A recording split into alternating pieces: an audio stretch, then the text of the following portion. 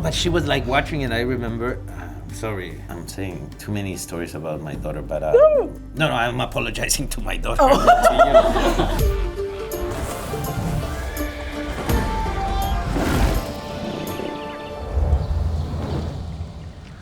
Welcome to Royal Court, the show where pop culture royalty compete for a spot on my trusted council. I am your host and queen, Lady Brittany of House Broski. I'm joined by a very special guest that I'm trying not to freak the fuck out over. He is our ambassador to the Rebel Alliance. Please welcome Lord Diego Luna. ¿Qué onda, pues? So happy to be here. It is an honor and a privilege. It's my privilege. I'm gonna be very stiff, trying to keep this thing on top of my head. Like, did you sleep incorrectly last night? Exactly. You're stiff neck? Well, quiero decirte algo. Oh Okay. my God, I'm gonna take this off. Take it off, So take it I off. can, like, look at you. Yes, tell me. Ok, quiero hablar español contigo, Perfecto. pero la verdad es que estoy tan nerviosa porque yo hablo español castellano, pero soy de Texas, entonces espero entender el español mexicano, pero... Lo entiendes perfecto, lo hablas muy bien. Muchas gracias. Y suena además muy... en México no tenemos reyes y reinas, así que si hablas con acento español, Sí. le va muy bien al espacio. Muchas gracias. Tengo vergüenza, pero estoy bien. Okay, are you ready for the trials set before you today? Yes, I am ready. I am Okay, ready. without further ado, let the trials begin. Oh, Do we need to get makeup in here? Do we need to get glam? I need help. Diego, you've said when it comes to your creative process, each project, each character is a different approach. What was your preparation process for coming on this beautiful set here today? Yes, a few liters of sake last night. Liters? Liters, yeah. Well, I went like medieval. I mean, Oh, we yeah. are here in this. We're worried it's like, about you. Go for it. I saw a few of the interviews. Well, no, sorry, this is not an interview. Sorry, no. And I realized each goes very different. So I said, like, I'm not gonna try to plan it. I just tried not to think about it and woke up really early. It's 3 a.m. right now, so It is 3 you a.m. can't tell that, but... Yeah. Well, I think you're doing great so far. Thank you so much. Thank you. In an interview you gave in 2004, you said that what you wanted in life was to be in love and eat as much as you can. Oh, yes. How are we doing on those goals? Very, very, very good. Yes. Any new goals? Yes, eat as much as I want, but I also have now to start to pay attention to health. Cholesterol gets you. I want to be around to witness my kids actually do the same. And in fact, if I can, sharing it with them. Yeah. The food, the love, I'll let them have it themselves. You're sharing the sake with them. Yeah, the sake and the food and the sake. Now why are we talking about sake? I'm such an idiot. I should have said tequila. What is a piece of Star Wars technology you wish existed in our real life? I can go first if you need me to. Oh, you know what? Definitely the droids. The droids are such great companions. You can reprogram them if there's something you don't like. You cannot do that to your friends or family. Imagine like a Christmas where you can actually program the conversation so it doesn't go wrong when they start to drink too much. Droids, definitely. I agree. I would cool. think mouse droids, right? They clean the floor. Maybe it's just a Roomba. Maybe I just need a Roomba. I think you need a Roomba, and then and you know what? The other thing that is really cool is the wardrobe. The technology for things just to fall and unfold, and you don't see people changing in Star Wars. You just see them wearing it. It's true. Is it Velcro? I can't tell you. I mean, that's why it's not in the Movie films magic. because it's not for you to know. But in that galaxy, the idea is that things just. Of course. They just, when they touch, they stay. It's I not love it. Velcro. What do you mean, Velcro? You have some crazy thoughts on the texture of Jabba the Hutt. I said that once. I gotta be careful. I just want to know what do you liken it to? Like, what do you think it feels like? Well, I mean, I was just curious. I was just saying, like, I would like to yeah. I mean, if I knew it was gonna happen, what happened, I would have changed my answer. You say you Because want to I touch wasn't- Jabba the Hutt one time? I wasn't that interested in doing it. It just came out as an answer in one interview, and then it haunted me for 10 years. No, I am okay not touching Jabba. Okay. I'm fine. I agree. It's a great character, though, to be the number one fan of. You know what I mean? Well, no one says that. That's the thing. It's like I was looking for something to say that not to fall into the typical answer. Of course. But I think I went too far. Now, I need to know Yeah. what in your career has impressed your teenage children the most? What do they think is really cool that Dad has done? I'm still looking for the answer. They Not don't seem- impressed yet? No, not at all. My daughter fell asleep when Rogue One started, like after 10 minutes of Rogue One. She was, 6 years old, and she fell asleep. And then she got really mad at me for the ending of Rogue One. She was like, what is this about? No, but she was like watching it. I remember, sorry, I'm saying too many stories about my daughter, but no, I'm apologizing to my daughter, not to you. Sorry to his daughter. I mean, I guess, you know what, the Book of Life. The Book of Life worked when it came out for them. Okay, we got one. If you ask them now, they'll say, no, that's not a good film. They'll come around. It's that teen angst right now. They're like, my dad sucks, even though he's awesome. My dad sucks, yeah. That's probably what they think every morning. But Diego, you passed. No, thank you. Well, Diego, you did such a great job in the interrogation. Are you Thank you very hungry? Oh, I'm worried. What should I answer? I guess, yes, I'm very hungry. I'm so very. happy to hear that. Squires!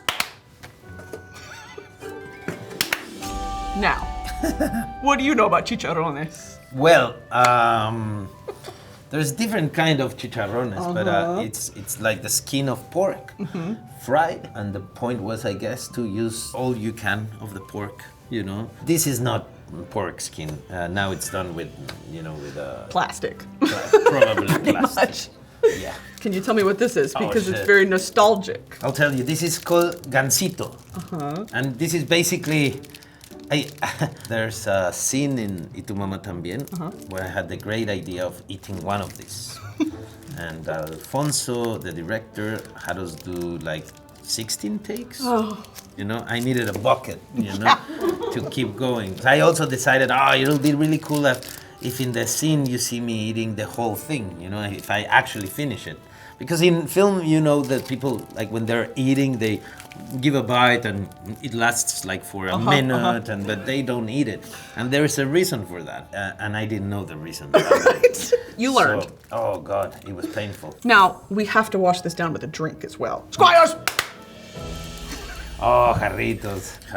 Tamarindo is the right, you chose the right flavor. Yes. Tamarindo is the way to go. Salud. Salud. Oh, yeah. Yes. I'm gonna have a chicharrón. Cheers. Cheers. Okay, you host a lot of parties? I like hosting parties. Do you have any tips? What makes a great host?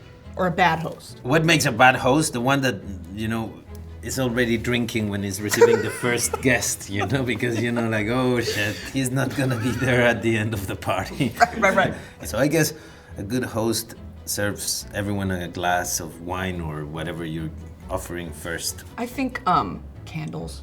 I'm always like, I want the house to smell good. I want you to feel like it's warm and welcome. But I cook and the house always smells good, Period. Yes. Exactly. So you're suggesting parties start at night? That's why you light candles? Because I like them during the day. Honestly, like when it's a winter sort of thing and you want it to, like a pumpkin candle and... Pumpkin candles.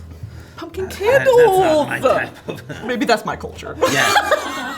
You can invite me to one of those parties and I might change my mind. You'll be For leaving now, early. I'm not gonna light pumpkin candles. It's like, we're not 14 anymore. Come on. The world of Andor is there is so much detail in these shows, in the movies. Is there a specific detail, other than the clothing, because I know you've talked about that recently, that you really hope viewers pick up on, or that you find really interesting? Yeah, if we talk about Andor specifically, we took a lot of time into finding out a way to invite you to witness something that looks familiar to you. Yeah. The episodes that released recently, you have cooking, for example, or having dinner at home, and all those little details that make a moment realistic. They happen there. It's just that not the way you would do them. There's this galaxy far, far away way of doing things. Characters are always doing something of an everyday life that makes the approach kind of like you're sneaking into someone else's reality. You don't arrive to the moments where they're just talking to each other and it's daily life yeah, as well. and this is not just something we actors come up with. It's like it's a teamwork. You need like the production design gives you the ideas. The sets of Andor are very interesting. You arrive and if there's a drawer, you open it and there's something there. You find your way through the scenes, understanding what the logic of the actual action you're doing in the moment is. Right. Everything has a purpose, a meaning. Every possible logic about the practical life, of these characters. It's cool because you are witnessing the life of regular people, in this show. It becomes interesting, to sneak into their intimate worlds. You know what it reminds me of is, do you love Galaxy's Edge at Disneyland? It's that level of just perfect attention to detail that's like, I am in. I'm on Batuu. I want to know, how often are you going to Disneyland? Not often enough. No, it's just not near my house. Sure. I think I'm going now in a week or two, and I love it. What's your favorite ride? If you tell me where it is, I can tell you the name. I'm a Disney adult. It's embarrassing. oh shit! Yes, you really went for it. Yeah. They're cool. Anyway. No. You have very cool ones. And then my Andor back piece is on. I'll show you that later. That would be too much. The one that has been there. Space Mountain. The Space Mountain. Yeah. Diego, you've passed. Oh, thank you. Thank you so much. Okay, Diego, you've done amazing so far. Yes. Here's my question for you. What is it about acting that, like, from the beginning, it's like, that is it for me? The answer is going to be specific to obviously, to my journey. And I started acting when I was very young, very young. There is no like romantic answer to this as if, I saw one day, Marlon Brando, and I said, I didn't feel comfortable anywhere else but in theater with a group of people telling stories and playing this beautiful fantasy of doing theater. So I think I am an actor because I really wanted to belong to my father's universe, And then I got in love with everything that comes with acting. But at the beginning, it had nothing to do, in fact, with acting. It had all to do with being around my dad. Well, because that's the world that you were raised in. Right? And my dad was father and mother. My mom wasn't around, so I had this fear of losing him, I guess. So it was about being there. The reason has nothing to do with the actual journey of acting. Then that revealed to me, and it was beautiful, and I fell in love with that side too. I love you always talk about the accessibility of Star Wars and how it's kind of evolved over the years of, especially a show like Andor, it's about the little people. It's not about, you don't have to be some supernaturally talented hero to ultimately save the day. And I really love that messaging and kind of how Star Wars has opened up to the masses. And I think you're a huge part of that. And I have just to thank Lucasfilm for the risk and Disney for the freedom that they gave us, because this is not something we happen to do on our own. We were invited to do a different show. We were invited to do something special, unique, and different. Because the Star Wars audience, I mean, come on, it's decades. It's like, it goes from generations. My father's age to my kids' age. Therefore, there's room for many expressions, and I'm just so glad they gave us the tools, the freedom, and the support, for this beautiful journey to happen. Yeah. Love that. At the end of Mr. Lonely. You like Mr. Lonely? I loved Mr. Lonely. Lovely. I do too. Your character insists that everyone is searching for something. They're chasing a great dream. You've accomplished so much. Moving forward, what is Diego's dream? I like directing. I like producing. And my answer is going to be boring, but I have a job that you can always take a new risk. Yeah. You can always find something different. The characters I would be able to do in 20 years, I can't do now, you know? And I can definitely not go back to do what I did when I was 25. And that's the beauty of this job, that it's about you experiencing life and then finding things you want to talk about, finding new faces of a reflection you're into. So I see myself doing this for quite a long time and fighting for the freedom I have today, you know, to be where I want to be, to tell the stories I want to tell, to work with the people I want to work. That is something that I value a lot. So hopefully watching Mexico do better in a World Cup. One can only hope. Well, Diego, you've passed. Oh, thank you. It is my pleasure and privilege to welcome you to my royal court. We will proceed with a knighting. Okay. It's plastic. It's plastic. It is plastic, right? You No. got a little nervous. I have kids. Please. I have two. Kids at home, it's plastic. Don't worry, I won't hurt him. I knight thee, Diego Luna, rebel of the realm. Shing!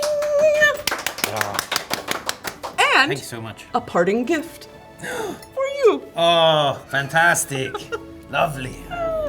Now, is there anything you'd like to tell my realm about? I'm just gonna say one thing. Okay. You know, today there's tools to find really cool stuff, really interesting films, interesting series, cool music. Like, we have tools now. Don't stop to be curious, you know, and find out what's happening as far as possible from your context. I don't want to recommend anything specific, but I want to say that the best things I've seen is stuff that comes from places I didn't know I had a connection with. Wow. So today we as audience can do that and keep searching for interesting things and let's welcome subtitles. No? Go watch Andor season 2 and if you like season 2 and if you get to the end, put Rogue One then right away, because you'll see the film from a different perspective and it'll mean something different. I think you'll enjoy the film like you haven't enjoyed it before. Thank you, Lord Diego. Thank you. Goodbye. That's it, right? Goodbye, Oh, for shit. real. Okay, I'm leaving. Oh my! What? But my gift. Wait a second.